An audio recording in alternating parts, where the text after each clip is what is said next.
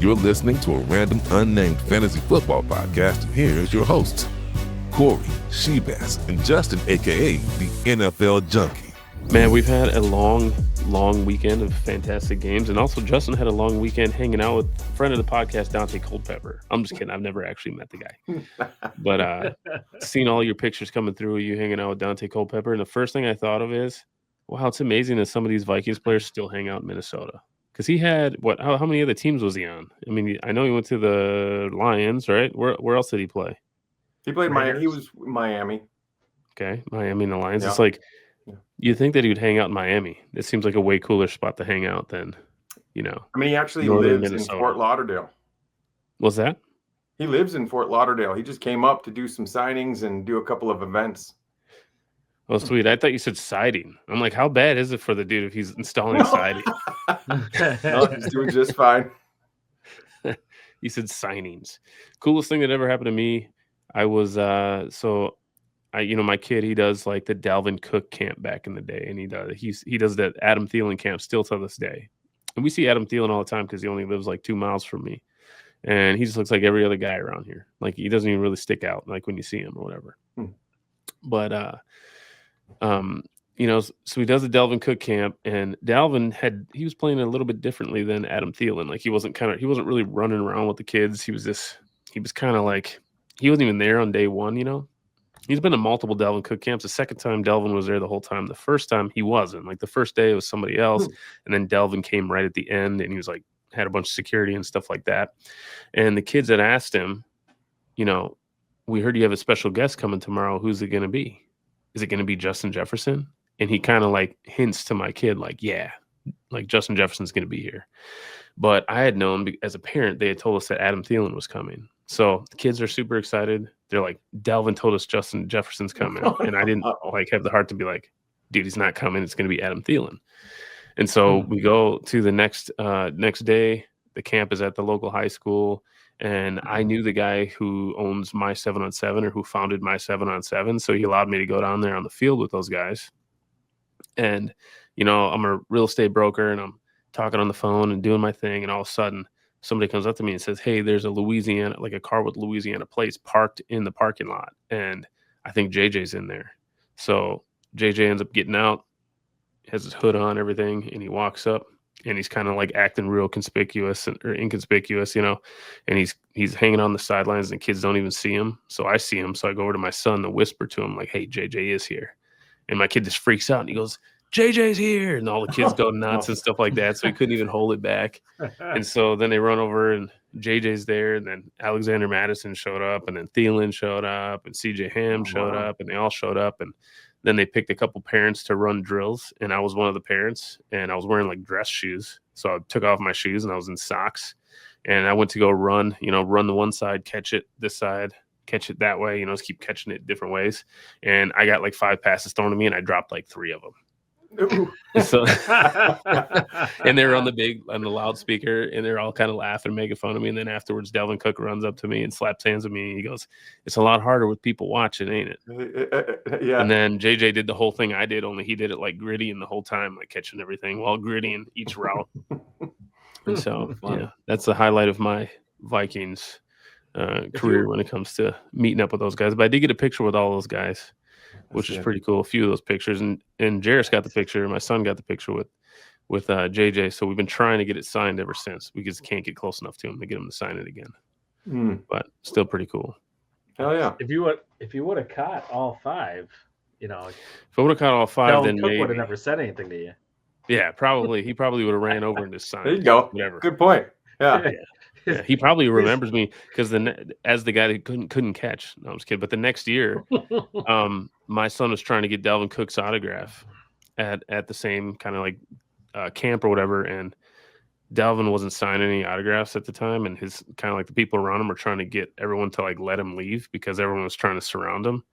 And my kid was real shook up about it. He was all upset about it. So I turned around. I said, "Hey, Dalvin," I said, "You remember me? I'm the guy that dropped all those passes last year." And he goes, "I do remember you." And then he walked up to my kid and signed the back of his shirt. So, oh, hell yeah. And then one of the security guy goes, "I remember you too." Yeah, you had your socks on. I don't think anyone's dropped that many passes before in front of those guys. So it was awesome. if I was with you, I would want to catch a pass from Dante. I'd be like, dude, throw a napkin at me, dude. Throw this straw at me. I want to catch Just something so from you. something. They had so many people coming up to him, and a lot of people wanted pictures, like doing the rolling thing. Or one guy had a video. Best thing about Dante, not once did he roll his eyes. He had people just left and right coming up for pictures, and it's like, yeah, absolutely, just super cool. We got to get through some of these stats and what these players did. I was a little bit shocked at kind of like the lack of production from a few people, and I'm a little bit upset about. I kind of had faith in a few people that I probably shouldn't have, and my Juwan Jennings thing ended up working out for me because my boy caught that. Yeah, my boy caught that Mac Jones touchdown pass, so that makes me pretty happy. So, you know, starting out here, Cleveland, Baltimore, we all knew that Baltimore was going to win this game, although I know that Cleveland will sometimes upset Baltimore. On the Baltimore side of the ball, Justin, is there anything that stuck out to you? I'm pretty happy with Zay Flowers. I know that everyone's always loved Zay Flowers, but it feels like they're passing to him more now. I could be wrong about that. I didn't check the stats on that, but I usually avoid him in fantasy leagues. And this year I do have him in a league, and I've been pretty happy with his target share. Yeah, through 2 games in, so far so good. It looks like Baltimore is using overall just all of their wide receivers more, which is obviously an issue for Mark Andrews. But what really surprised me the most about this game was the Derrick Henry stat line, that 6 carries for 6 yards. He just had a terrible game after that monster game he had last week, and then fumbling to lose the game. You'd think he'd have some sort of chip on his shoulder. I definitely expected more from Derrick Henry. Yeah. Even DeAndre Hopkins is alive in that offense right now. Yeah. A couple balls. Which is very impressive. Yeah. Which is very shocking. On the Cleveland end of the ball, I really didn't see. I don't really remember a play that sticks out to me in Cleveland. Shepley, can you think anything on the Cleveland end here that kind of stuck out to you? Just Judkins got in for a few snaps. I can't recall what his stats were off that, but I think it was about 10 for 61. Something. I mean, it was really impressive. The usage was crazy considering he's only had a couple of practices. Yeah. Practices. You nailed it, man. 10 for 61. Yeah. Was it? Okay. Good. Yeah. And then oh my gosh, I'm drawing a blank on the other guy. Simpson? Right? Yeah. And he caught a touchdown pass. Yeah. So he seemed to be more involved in the pass plays than he was 3 for 13 with 1 touchdown. Yeah. Jacksonville, Cincinnati, obviously we got a big letdown because our boy Joe Burrow is out for a while. He's out for the season, isn't he? They said 3 months. 3 months. Yep. Yeah. So that 3 months could end up, obviously it's a big portion of the season. Who knows what state they're going to be in at that point. Now, do you guys fear at all for any of the Bengals wide receivers, given the fact that we got Jake Browning in there? Yeah. I mean, he seemed to do an adequate job last time he needed to fill in. Obviously not to the same caliber as Joe Burrow. I think Chase will be fine. I'm a little bit more fearful for T. Higgins and Chase Brown. They may use Chase Brown more, but without Burrow threatening the pass defense and keeping those safeties deep, he might find it a little bit tough sledding for Chase Brown. Absolutely. Jacksonville side, our boy ETN, 14 attempts for 71 yards. So it's good to see that production out of him. Obviously, he's not going to, can't expect a massive game out of these guys every single week. From the receiving end, he did have 18 receiving yards as well. He had 2 receptions, so that's all positive. Anything sticks out to you, Justin, on that Jacksonville side? Is anything that we should be surprised or?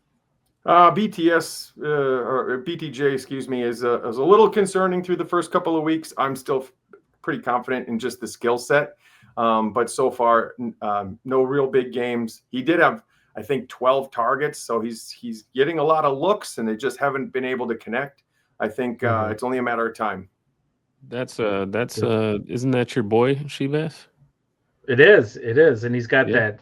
I saw today it came up with a wrist injury, so.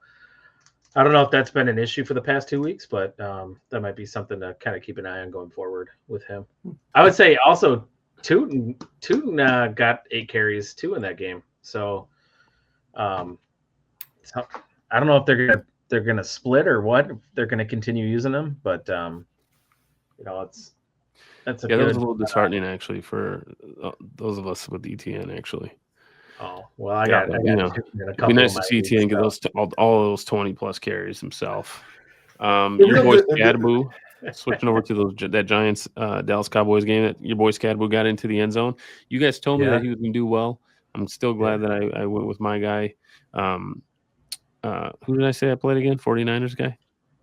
Juwan Jennings. I'm so glad I went with Juwan Jennings still because he obviously had a little bit bigger game, but Scadaboo did not disappoint. And I think we were just talking about whether or not you thought Scadaboo was going to take over for Tracy. And I was on the camp that no, Tracy's the guy. I think Scadaboo, and now if you look, Scadaboo got double the carries of Tracy. Yeah, and he did well. Again, I think he got his touchdown was too, right once again, and also Shebass kicked my ass this week in fantasy, as he does every single time I cross paths with him. Literally can't beat him. Yeah, I just when I see you come up on the schedule, I'm like, bye. I'm like, should I take some of my big players out and put them on the bench? Should I rest them? I do that. Yeah. Gosh, it's so annoying. There's a couple of people that just never beat, and you're one of them. Well, Shebass, do me a favor. Next time you see him on the schedule, let me know who's in your lineup. I'll be sure to play him. Okay. Yeah. Man, Neighbors, though, he crushed it last weekend or yesterday. Yeah, and I think somebody must have told Russell Wilson that he was about to lose his job or something. Because all of a sudden he was like, I'm going to put up 450 yards just really quick and show you guys that that's not going to happen. But, isn't that insane? He's going to be gassed for this next game. Yeah, 100%. He's got plantar fasciitis now. He's going to be struggling to get to 100. I mean, I did pay attention quite a bit to this game because of how entertaining it was. I have Dak in a couple of leagues. It took quite a while for him to get started in this game, but I feel like this might be just a microcosm of how the Dallas Cowboys season is going to go. Their defense is just trash. I think they're going to get a lot of pass yards against them. They'll be playing a lot of catch-up mode. So, I mean, for people that own Dak Prescott, you couldn't be happier, because if they're going to give up 450 yards passing to Russell Wilson and then have to throw 300+ yards to catch up and stay in the game, then, that's a perfect scenario. League neighbors, 9 for 167. Robinson also had 8 for 142. So I don't know if that's something that we're going to see every week, but both great stat lines for both of those guys. Pickens actually got into the end zone, but you would think with how much they had to throw, you think Pickens would have got more, 5 for 68 and a touchdown. You think the yardage would have been a little bit higher, but they did use their tight end quite a bit in this game, which I did pick up Ferguson in a league and stashed him.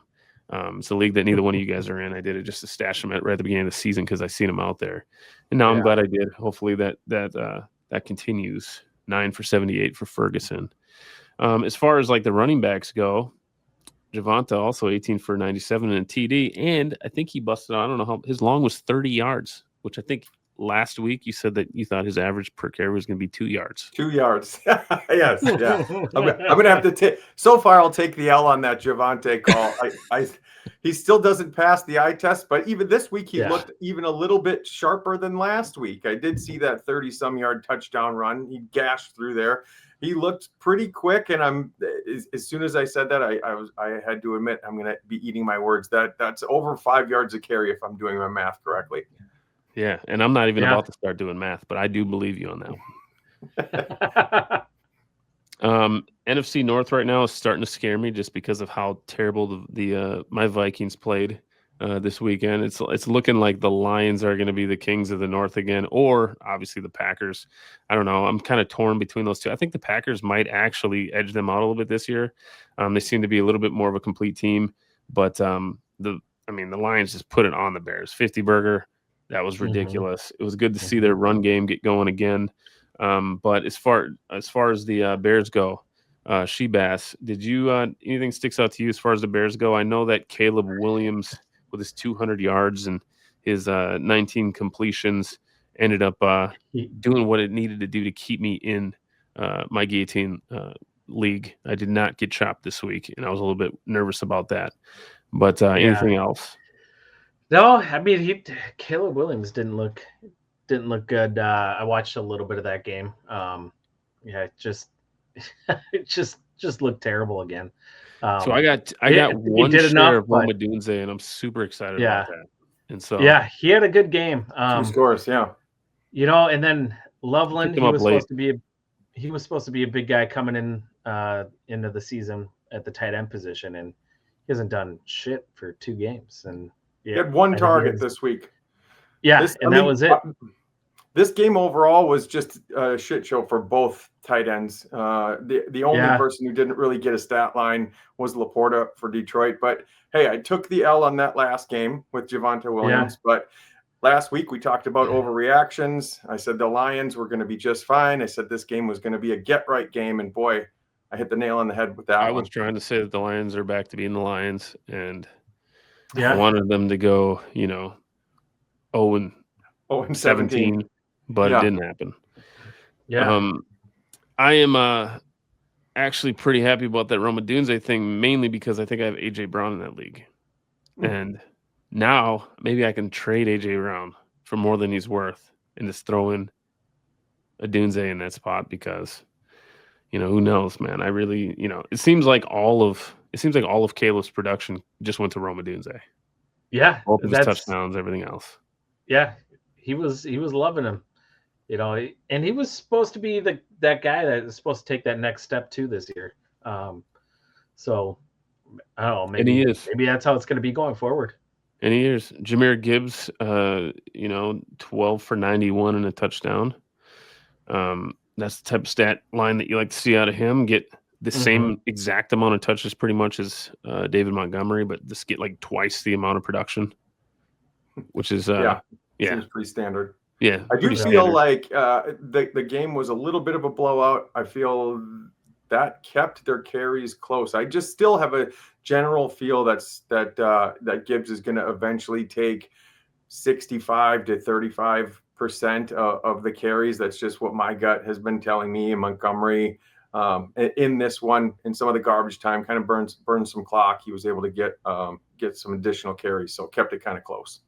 Yeah, it kind of reminds me of remember the Jamal Charles back in the day, how he was kind of like their RB2, but he was a guy that we'd pick up, Mm-hmm. Who's the main guy? Jones? Well, who's the do you remember who the starter was? I'm getting them mixed up with the other, the Christian Okoye and Barry Word and Larry Johnson days and Priest Holmes. I don't remember. Whatever, man. Jamal Charles ended up being the man. That's exactly. He would have 10 for 90. Yeah, 10 for 90 and a touchdown. Yeah, that's exactly what this reminds me of. Moving on to New England, Miami. It turns out that the Dolphins are not completely giving up on the season. They did lose, but they put forth their best effort. They look decent. But, they were playing the Patriots, which, isn't it amazing that for decades we could just be like the Patriots are just like the greatest team in the league, and now we can just be like they're playing the Patriots. They're playing the Patriots. Yeah, let's not overreact. It's like the old Lions. Ramondre, massive game. Yeah, very disheartening. I mean, I have Ramondre, but it's disheartening for us Stevenson owners. I'd much rather have the torch be passed because he's just so much more electric. But if Ramondre's going to get the job done, then I think the coaching staff is going to keep giving him those opportunities. So, he had a really good game. Yeah, I mean, he had 88 yards receiving, and what did he have rushing again? What did he have on the ground? More than Stevenson. Yeah. I'm pretty sure that Ramondre and Stevenson are the same guy. Oh, excuse me. Yeah. I don't want to argue with you there, but I think they're the same guy. More than Henderson? Henderson, yeah. So don't cut that out. Keep that in there. Yeah. HN has kind of been a little bit of a disappointment on the ground, but he is catching some rocks. What do you think about that? HN, you think he's a disappointment? I'm just saying he's not rushing for a lot of yards, but I guess he's doing exactly what we thought. He's getting a ton of grabs, right? Yeah. I think that across the board, we all said he was going to be like like a reception machine, which it turns out he is. On the ground, though, 30 yards. I mean, they don't rush at all. I mean, they have like no rushing from anyone, which is unbelievable. Yeah, I think the bottom line though, he's got 2 solid games in a row. So Yeah.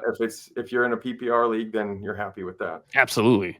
8 for 92 and a touchdown through the air, and then 11 for 30 on the 8 ground. receptions. Mm-hmm.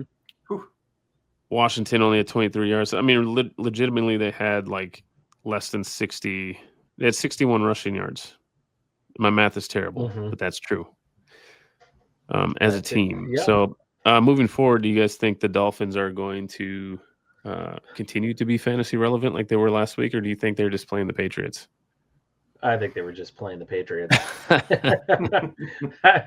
Who did they play that first week?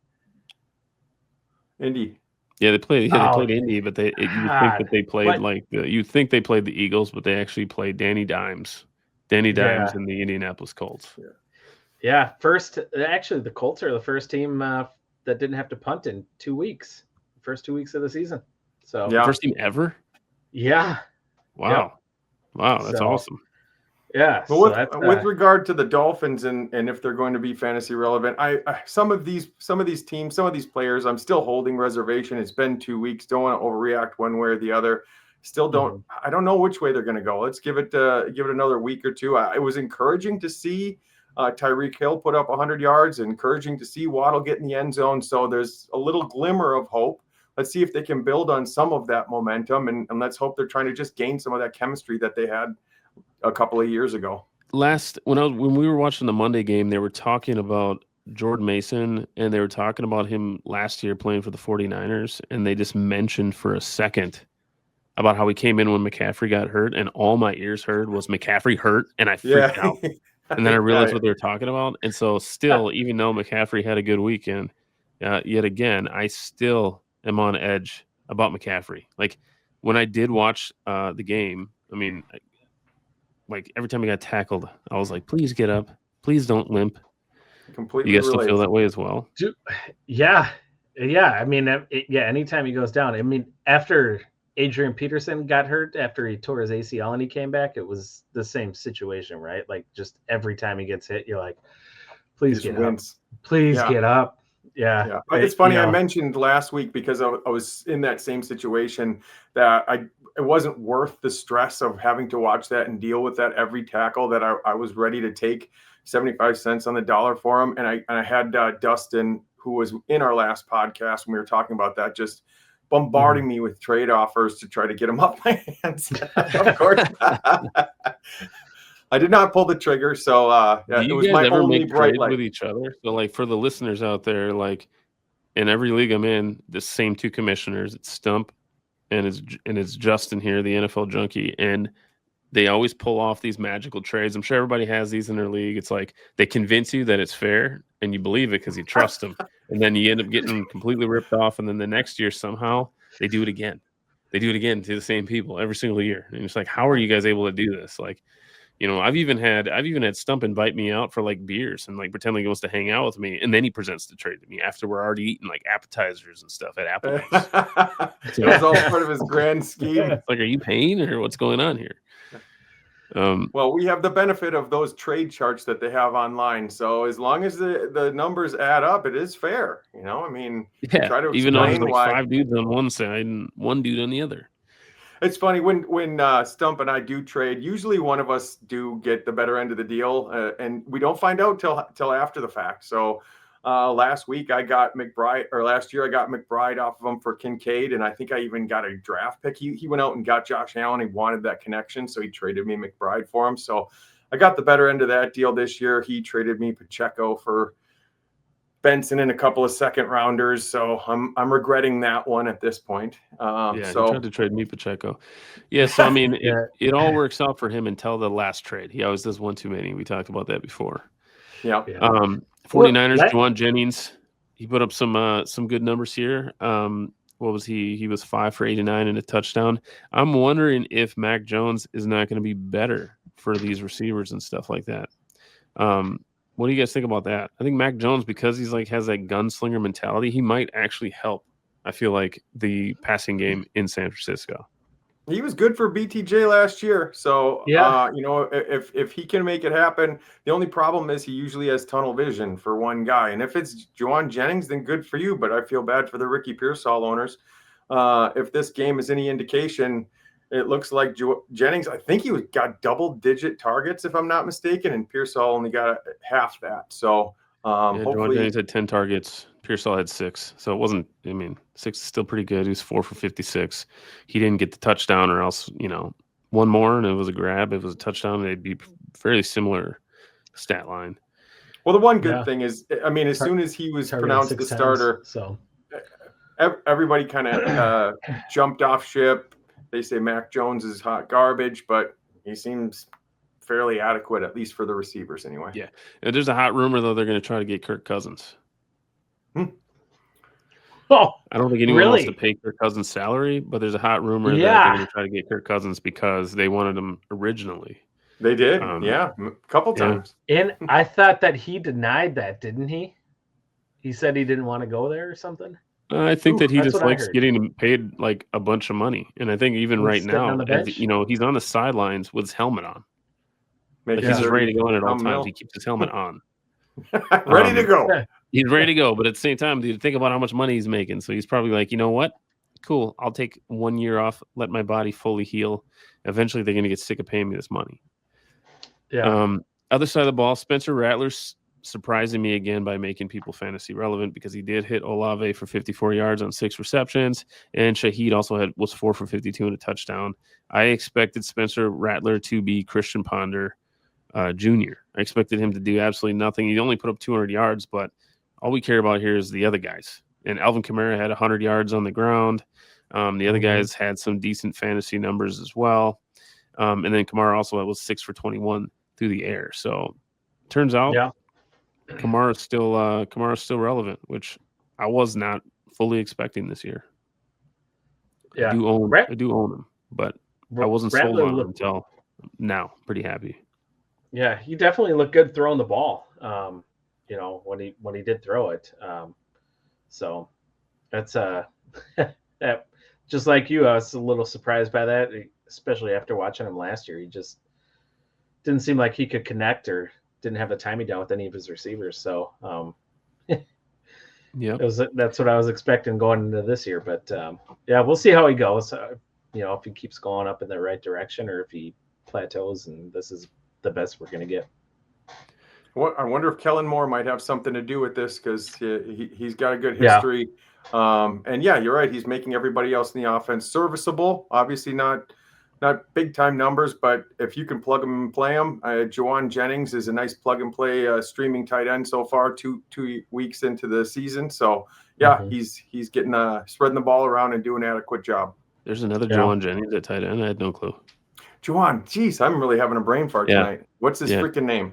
NFL Junkie is speaking about Juwan Johnson like he's Juwan Jennings, but that's understandable, dude. JJ, whatever. How many people are named Juwan?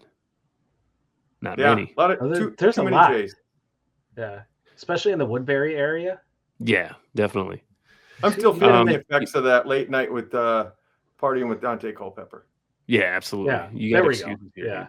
Moving on to Bills Jets, the two things that we should talk about is James Cook going this ham, which I was happy to see that happen. And then the Jets not going ham. So I was like 100% sold on Justin Fields. I literally thought that he was the man. You remember this. And a week ago. Yeah, that was literally just a few days ago. I was just like, we have JJ McCarthy and you don't. You guys suck and we're awesome. And also Justin Fields is the greatest fantasy QB of all time. And he went 5 for 49 on the ground, 3 for 11 through the air, and then he left with an injury, correct? Yeah, he got hurt. Mm-hmm. Yeah. So Breece Hall, 10 for 29, another dude that I was 100% sold on. And I mean, is we chalking this up to they were playing a really good team, or are we chalking this up to they're not very good?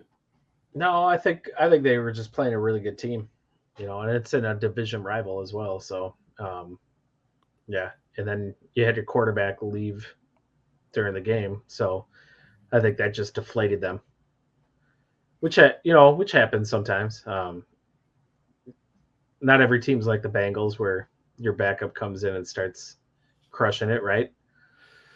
So, yeah, not every team's like the Saints where your backup is your starter and he's still making people serviceable. This is definitely one of those frustrating situations where week 1 and week 2 are the complete opposites. So it's hard to decipher any true answers to this one. I think that the truth lies somewhere in the middle because they're not going to be as good as they were last week. They can't possibly be as bad as they were this week. So let's hope Fields comes back from that concussion relatively soon and some of the lanes open up for Breece Hall and we just get some decent games. I still feel like it's just a no-brainer that Fields is going to get points on the ground and do better than he did even at Pittsburgh last year. It just was a really terrible situation just this week, I think. I think if you're going to go after Fields, now's the time. So I'm going to try to.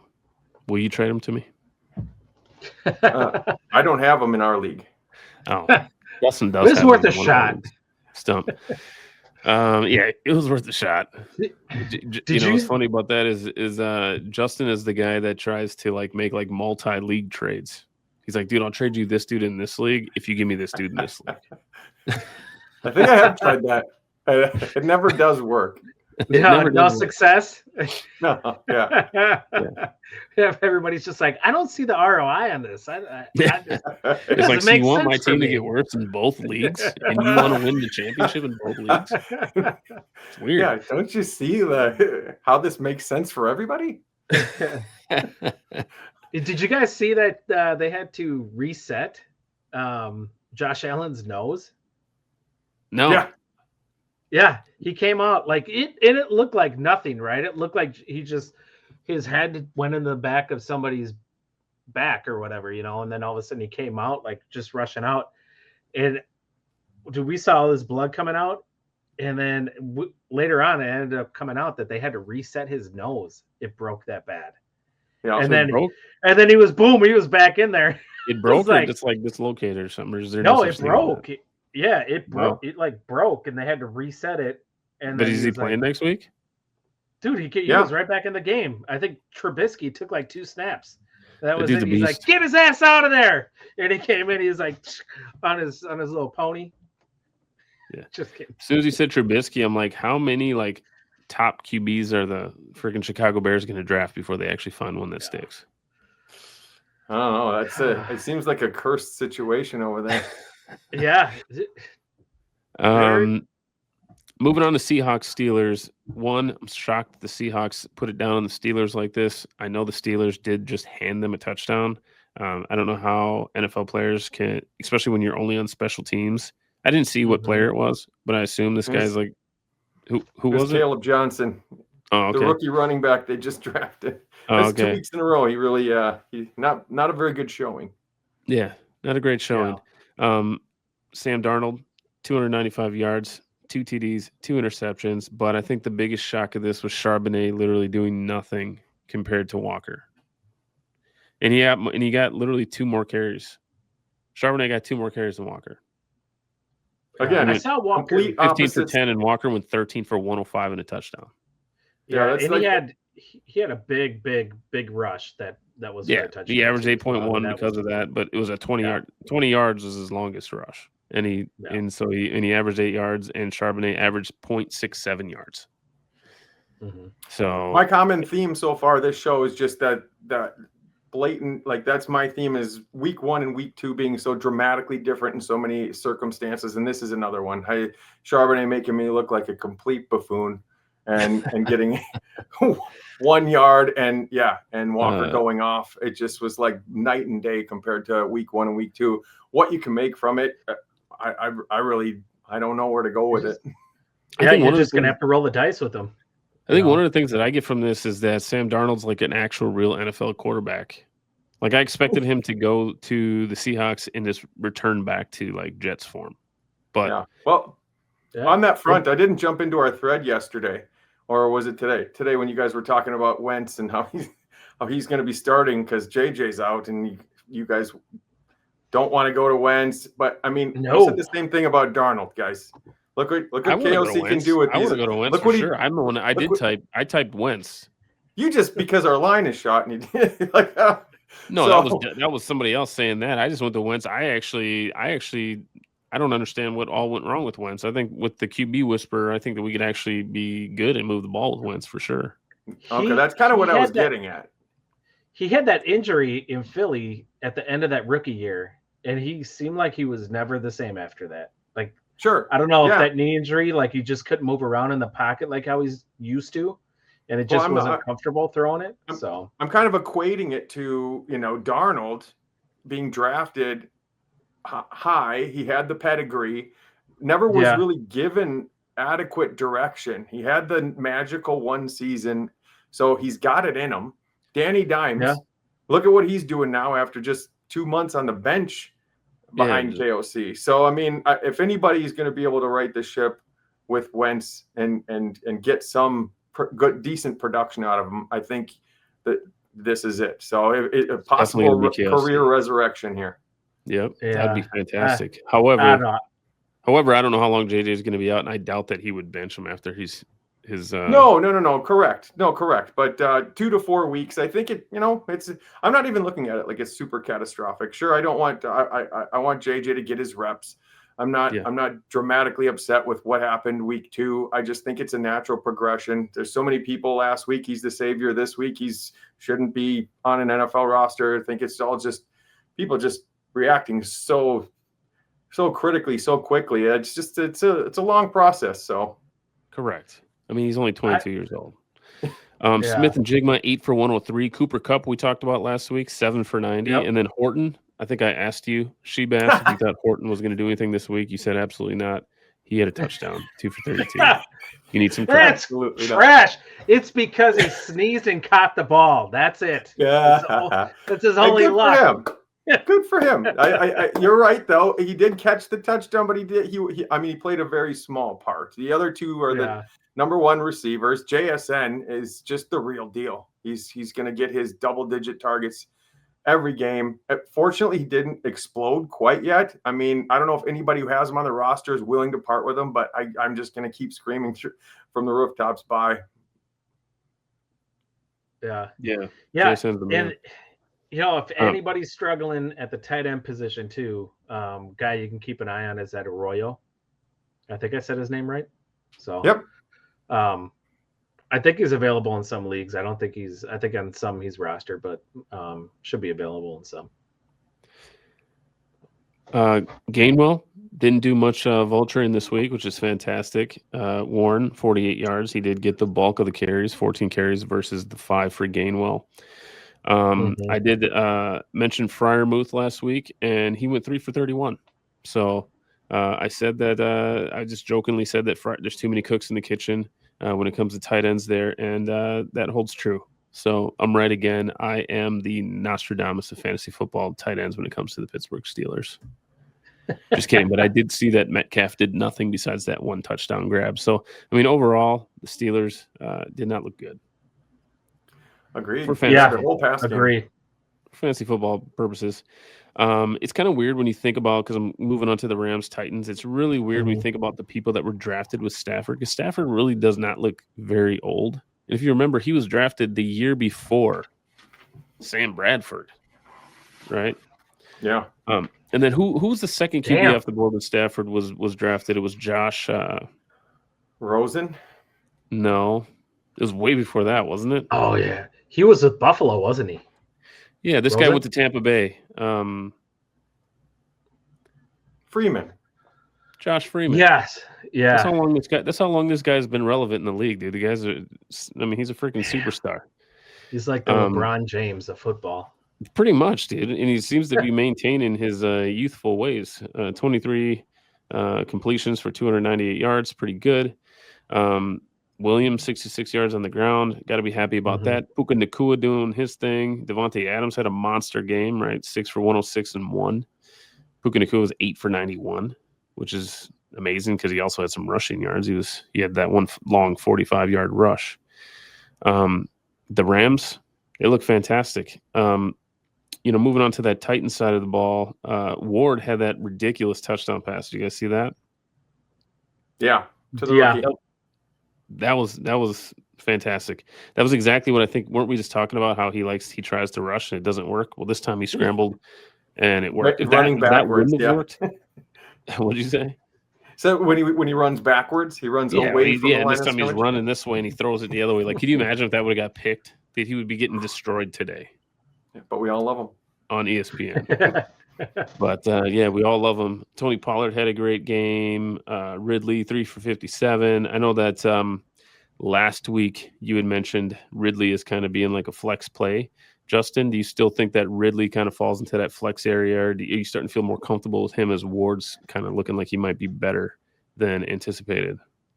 Yeah, I definitely think that he could end up being in that wide receiver 2 conversation, especially when they start building that rapport, maybe getting into some more beneficial matchups. But I think the possibility is there for him to put up some better numbers. I'm expecting it. See, and I kind of thought Lockett was going to play like this, like this old man, like possession reception thing where he teaches Ward, like, this is how we do things in the NFL. When I was your age, I did this. But you don't see Tyler Lockett doing much out there. Not much. Kind of disheartening. No. Is it Elick Ayamor? Is that Iomanor? Iomanor? Yeah. Mm-hmm. Yeah, he looked good too. I mean, that's 2 weeks in a row. He actually looked better I than think he Ridley. had 6 targets again. I think he had a touchdown. I think he had one more reception than Ridley. I don't have the stats in front of me anymore. I'd already moved on to the next game, but yeah, he did better than Ridley. And again, I didn't even watch this game live. Did either of you guys watch this game besides the highlights? Nope. No, I didn't even see it come in on Red Zone at all when we were watching it. So I'm sure it did. That one pass, that Ward pass was definitely on Red Zone. I seen that. Yeah. What's up with Bryce Young putting up 300 plus yards? Looks like that guy's coming along. 320 yards. It was in comeback mode in the second half. It's like the Cardinals really had their foot on their throat and then just kind of stepped off and let them play prevent defense. And he was I thought for sure they got an onside kick. Yeah, that was awesome. I thought they were going to go down and take the lead, but I know you kind of had me scared in the old Survivor pool. Yeah, you're thinking I was going to lose that one. Gonna lose? Yeah. I mean, dude, between that one and the Dallas game, I think everyone was nervous. I considered Arizona again because I picked Arizona for one of my choices last week. But every time I pick them in that sort of format, or when I need to count on them, it's sweating bullets. It's like I don't know. I don't know what it is about them. They're those cardiac kids, but it's always close. They were up 27-3, and I still didn't feel comfortable. Dude, last year, one of my strategies in the Survivor pool was to follow around and just pick whoever's playing the Panthers. And so, a little bit more dangerous doing that this year. What did Tet have? Tet had 6 for 100. So Tet's like a real NFL receiver. And he's good. He's good. He's got good hands on him. Yeah, he's like that Mike Williams. He's tall. You know what I mean? I also think he is so good that he's taking most of the coverage. He should be getting a lot more looks, but it's causing Bryce to go to Renfro and to some of the other options that he has. That Renfro scored 2 touchdowns. But I think it's due to Tet really just being the real deal. Yeah, he's a real good route runner. One thing that I'm wondering is, in this game, if we go over to the other side of the ball, does Kyler Murray just absolutely hate Marvin Harrison? Like, do they hate each other in real life or something? Like, because last year, I know that it was quoted, like, Kyler Murray was like, it's not my job to make sure he gets every pass I throw, or whatever he said. And then now look at him. He had two grabs. Marvin Harrison is not living up to kind of what I think a lot of people thought it was going to be. I thought he was going to be more like Tet. You know what I mean? 2 for 27. And so I kind of blame Kyler Murray for that. McBride got a lot in this game, but just even McBride is the entire offense for me is lackluster. They should be putting up better numbers. I mean, Kyler just a couple of years ago was an absolute beast on a trajectory that he was going to be the next Lamar, and putting up those 30, 40-point games, and it just never came to fruition. He doesn't really run as much. He looks like he's going to, and he just doesn't put up the numbers. It seems like he's always putting up 15, 18 points rather than those 25-point games that we all hope for. It's like he just does the adequate job. Something more to be desired there, certainly. You know how, like, a lot of us, we go to work every day and we're like, a lot of people are like, I don't really want to be at work right now. I want to be at home doing something else. I want to be playing video games right now. That's how it feels Kyler Murray is, but he's an NFL quarterback. He's an NFL quarterback that legit's like, I don't want to work tomorrow. Like he has to anyways. Yeah, he's upset being there. Wasn't that part of the issue when he signed his contract? Is there like Call of you gotta Duty? stop playing video games? Yeah, like you can't play Call of Duty and you have to watch film. Like that was written that was like rumored to be written into the deal. Yeah, that's why he was holding out for a couple of weeks. Like, take that out. So you can take a couple million off the table, but I am gonna play Warzone. Yeah. You can't take that away from me. And they're like, why do you want to play Madden, but you don't want to play football in real life? He's like, don't worry about it. Yeah.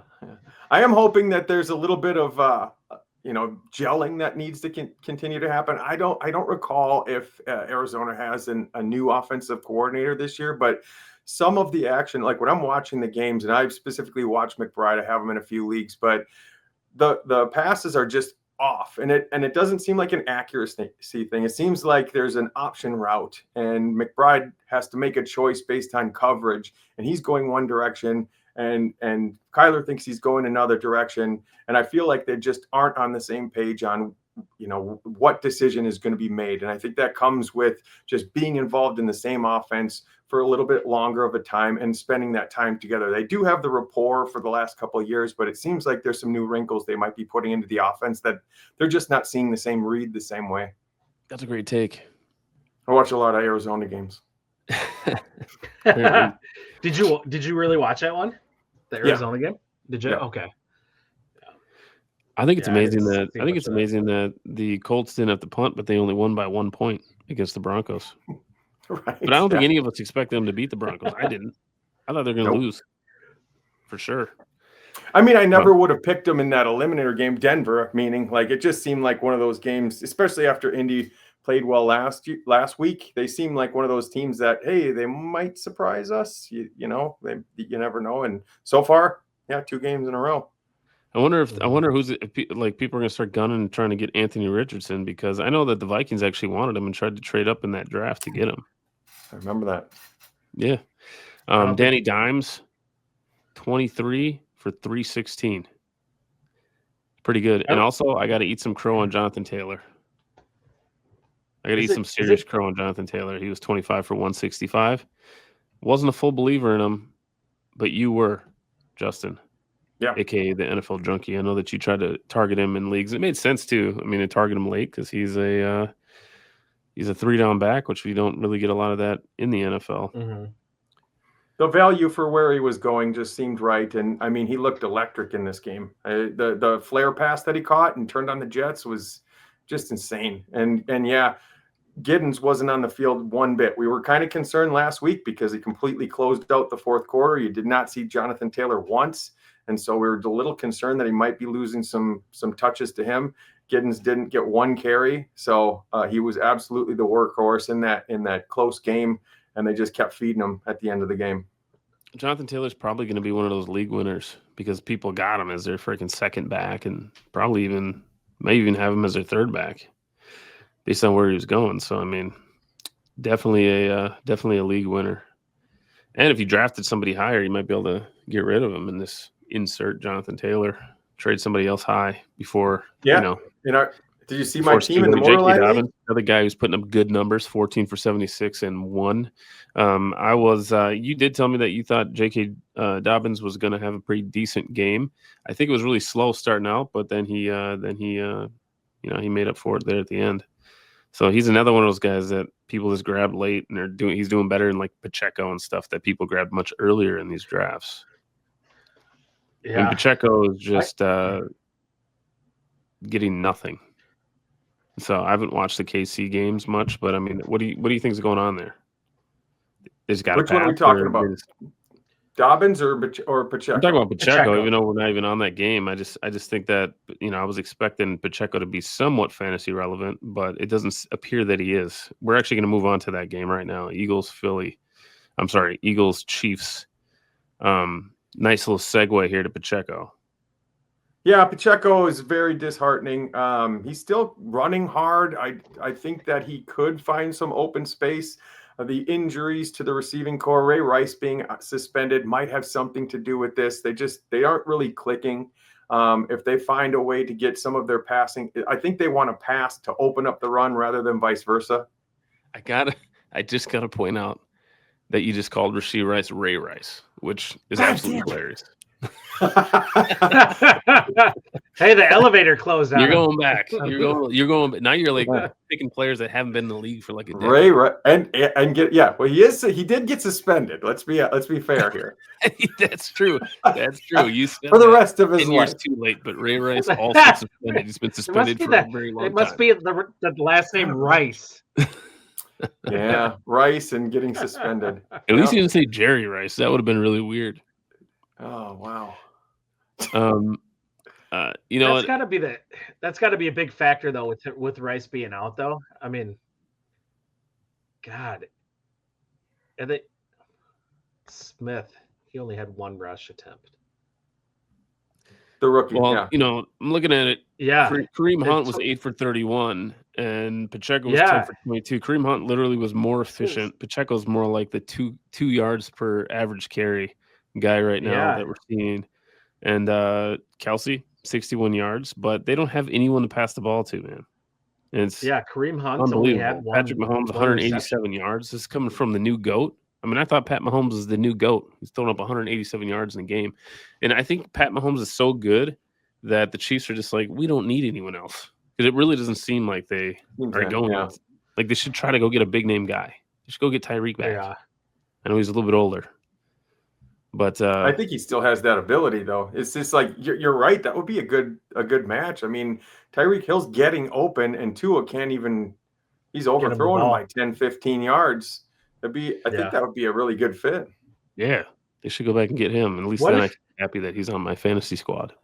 What if that happened and he went back and Tyreek actually slowed down and Mahomes is just overthrowing him too? It's like, damn, I thought you were quicker than this. That's from what I remember. Take, It's like, shit, we didn't get what we bought. Coach, we didn't get what we bought. Send him back. Happy to see Jalen Hurts doing what he's supposed to do. If you are a fantasy owner, Jalen Hurts and Saquon Barkley are the two dudes that you want on the Eagles. You know, AJ Brown did have 5 grabs for 27 yards, but and wasn't it one of you guys said that Devonta Smith was going to have a decent game, and he did have the highest production receiving on the team. So I think that was you, Justin, that said to grab him if he needed someone. So that prediction came true. Yeah, I just if I am going to be stuck starting him, I would want it to be during the games that Goddard is out, and he just happened to be out this game. So I don't think he had a tremendous game by any means, but better than he would have if Goddard would have played, I think. Across the board, I mean, Saquon, you know, he had a good game, but even us Hurts owners were a little disappointed. He didn't have a typical 20-plus point game. But that whole game across the board was just very defensive oriented and kind of slow moving. So when we move on here to the next and final game here, and this game is near and dear to our hearts, the Vikings-Falcons Sunday night game. And as we're recording this, the Monday night game is actually on. I'm just going to throw this out here without you guys looking. McCarthy had 21 attempts and Michael Penix Jr. had 21 attempts. Who do you guys think had more yards in those 21 attempts? Penix. I think McCarthy, if you're asking. Yeah. McCarthy actually had more yards. He had 158 yards to Michael Penix's 135. But if you watch any of the post-game stuff, Mike Penix is the man. He's coming along. Good thing they drafted Mike Penix and JJ McCarthy. They're like, oh my gosh, this kid doesn't know how to play NFL quarterback. But yet, you know, it was only literally the difference was the 2 picks is the difference. And McCarthy had more yards. Yeah. Chris Collinsworth was all over Penix. Like, he was just drooling all night all over him. It's like, man, Penix, so good. He's the way he slings that ball. Like, man, he had 135 yards. Like, dude, it's going forward. That's going to be his new Patrick Mahomes, and whoever's playing. Remember when Madden, when he was calling games, he would bring up Brett Favre every game, right? This is going to be Collinsworth's guy. Mm-hmm. And they're going to be like, dude, he like 75 passing yards. What are you talking about? Shut up. Yeah. Mike Tirico's going to be like, I quit mid-set. Did you guys hear that Bijan Robinson wants to be called Bijan Robinson again instead of Bijan? Yeah, thank goodness. Yeah, thank goodness, because we were all saying it wrong for a long time, and we've all been saying it that way the whole time. Now, if the Chargers move back to San Diego, then all will be right in the world, along with Bijan's being wanting to be called Bijan again, because I still call him the San Diego Chargers. Yeah, we got Gainwell finally not vulturing touchdowns. Yeah. We got or receptions or anything. We got Bijan wanting to be called Bijan again. So, yeah, everything's great. Also, another thing that sets everything back to the way it's supposed to be is Bijan getting 22 carries for 143 yards. I don't know what's going on with the Vikings front, and I don't know why every time Algier touched the ball with, on like a, 2 yards to go, he would get like 3 yards every single time. I don't know how we couldn't stop that. It was the most ridiculous thing I've ever seen. Like, could not stop him from getting 3 yards. Like, literally, if you're the Falcons coaching staff, just give it to Algier every play and you win the game. He's going to get 3 yards every single time. Right. Mathematically, they're 3 yards all the way down the field. And it didn't matter if we had like 3 guys trying to take him down. He just carried those guys with him, and then he was like, "Okay, I made the 3 yards." Honestly, from the Falcons' perspective, what a dream scenario. You got Bijan just carving us up, and then you still can count on Algier to get in there and give him a breather and just and be punishing and kind of like loosen us up even further. They really kind of, even though our defense played well, their execution on the run game was really impressive. I mean, really, that was the difference in the game. 143 yards out of Robinson, 76 out of Algier, and a touchdown. And Algier averaged almost 5 yards a carry. Robinson was at almost 7 yards. He's like 6.5 yards a carry. And then you go over to the Vikings side of the ball, and Jordan Mason was 9 for 30. And then McCarthy had more rushing yards than Aaron Jones, which I know he left with an injury, a hamstring injury. And I haven't heard an update on Aaron Jones. Have you guys? No, I have not. Sounds like he's going to miss the game, this next game. Okay. Well, it'll be interesting to see if Jordan Mason does anything different, not having to deal with that change of pace or as much of that. I mean, they'll probably still do some of that. I'll be interested to see in the play calling. I am definitely not one to second guess KOC. He's coach of the year last year, one of the best there is. I feel like he's protecting JJ a bit because he doesn't want to put him in a position to fail. And so he's being a little bit conservative. I understand where he's coming from, but I think he's probably going to be thinking a little bit differently. It's just becoming too predictable. And so playing it conservatively, making him too predictable is it still puts him in a bad position as well. Right. Well, and one of the things, and I'm not like a quarterback whisperer or anything. One of the things that I've noticed is McCarthy has a very, like the way that he throws, I feel like he forecasts it. Like he has like a very long, like, have you guys noticed this? Yeah. Like, a long throwing motion or what? Yeah. His throwing motion is just like, I'm throwing the ball this way. Like, it's just like the way he does is like, like when I remember him, the one time that he got picked, the first pick, he got picked twice, but the second time it was because he thought it was a free play. The first time when he got picked, I remember as he's throwing, it's like, wow, every D-back knows which direction he's throwing that ball. Like it took forever for that ball to leave his hand. He definitely looks with his eyes and he's like, okay, I'm going here. Like Penix threw the ball in 0.3 seconds, and JJ McCarthy just is throwing motions that long, it feels like. Dude, the dude just has like a long window. He's like I did feel like in that Bears game though, up until that fourth quarter, I felt like they let him go in that fourth quarter, and that's when everything just kind of went to shit. And then he went back to being super conservative again this game. It was having all the holes on the offensive line. I mean, it's just, they say next man up, we shouldn't see a difference. Well, you do see a difference. Right. The offensive line right now it's they weren't able to get anything going on the run game. And it was really like that's the difference. And it wasn't even JJ McCarthy, really. I mean, he had the 2 picks. But like I said, that second one he thought was a free play because they had that illegal formation or something like that. And he just tossed that up. He knew that, he just thought we were getting the ball back. So, I'm thinking he assumed that there was probably an offsides there or something. Yeah, that's what even the announcers kind of thought that was the case as well. Still just obviously some things to learn. They did point out something that I agree with as well in the long pass that he missed.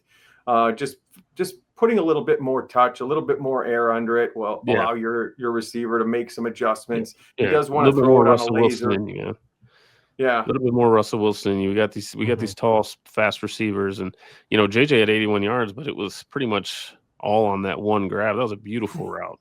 It was That was great. a beautiful Yeah. route. Mm-hmm. You know, and then he doesn't seem to be too upset right now, but I think when Wentz goes in and he puts up 180 yards, I think he might be like, wait a second. I kind of like this guy. So we'll see how that goes. Yeah. And so, I mean, I don't know. You guys ever, this is me being a conspiracy theorist, but do you ever think like when a player goes down with an ankle and they don't want to, like, Coach O'Connell doesn't want to destroy McCarthy's confidence, but Wentz comes in, starts dicing it up. You ever think that the coaches go look at the medical staff and go, maybe we tell him he's hurt again for another couple weeks. Right, yeah. Maybe we tell him he's not good to go yet. All those high put a ankle couple of sprains don't screws in heal there. like they don't heal like a low ankle sprain, you know? Yeah. When you're looking it over, just Take pinch longer. it really hard and say, does it hurt on a Right. scale from 1 to 10? Where are you? It feels perfect, Coach. Oh no, they said there's still a hairline fracture in there. It's broken. You're out for the year. Yeah, just But we trust still me. want you to practice. We want you to still get your reps at practice. All right. Well, hey, that concludes today's podcast because we just discussed all the games. And is there anyone that this sticks out to you guys as like, man, out of all these games, I'm really shocked at this one player? In good or bad? Both. Yeah. I guess I'm disheartened with Charbonnet and the performance there. I've been really high on him, and I kind of was saying that last podcast that I drafted him in a lot of leagues, and he had that burst and underperformed this week. So that's the low for me. Yep. Still hang on to him, obviously. You know, we don't ever want players to go down with injury, but if Kenneth Walker ends up getting diarrhea one game, Charbonnet's going to end up tearing it up. Yeah, and we'll be in business.